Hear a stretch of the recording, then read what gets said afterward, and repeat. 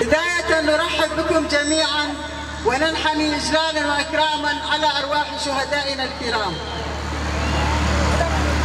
باسم مكتب المرأة نفتتح اليوم حديقة الخزان الفرنسي والتي سميت بحديقة الشهيدة زكية، طبعا من أجل الطفولة، من أجل طفولة أسعد. ذكرنا في كليستاني بلابش زكية أم حميم إيماني خا يا حاضر أم ديروز تكن ريبر أبو لحمي هذالي جبرة شرطة تقلي ما يوغر باريس والكردية زندانة.